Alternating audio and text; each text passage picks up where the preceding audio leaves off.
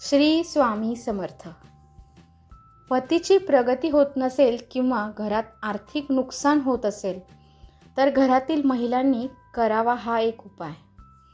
त्यामुळे महिलांच्या पतीची प्रगती होते आणि आर्थिक स्थिती बिघडली असेल तर ती बळकट होईल, सुख समृद्धी नांदेल. तुम्हाला या उपायाने 100% लाभ मिळेल. फक्त घरातल्या महिलांनीच हा उपाय करायचा आहे. हा उपाय करताना फक्त तुम्हाला एक पूजेची सुपारी लागणार आहे. तुम्ही कोणत्याही पूजा सामग्रीच्या दुकानातून नवीन खरेदी करून आणावी. घरी असलेली पूजेत वापरलेली सुपारी अजिबात वापरू नये. ती सुपारी आणल्यानंतर कोणत्याही दिवशी, कोणत्याही वारी, सकाळी किंवा संध्याकाळी ही सुपारी तुमच्या देवघरात ठेवावी. देवघरात ठेवल्यानंतर त्या सुपारीला हळदी, कुंकू, अक्षदा, फुले वाहून तिची पूजा करावी. अगरबत्ती, दिवा ओवाळावा.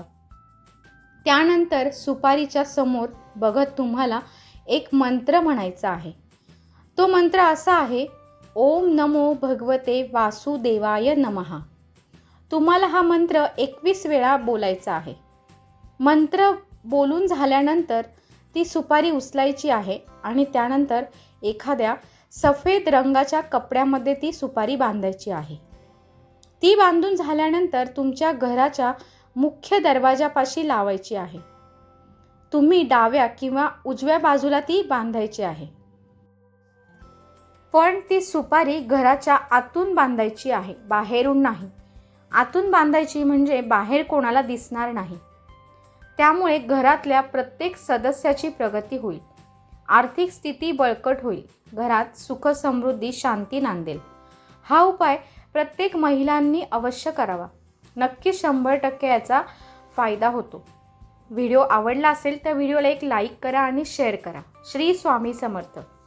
तसेच जे स्वामी भक्त आहेत त्यांनी कमेंटमध्ये श्री स्वामी समर्थ लिहायला विसरू नका. श्री स्वामी समर्थ.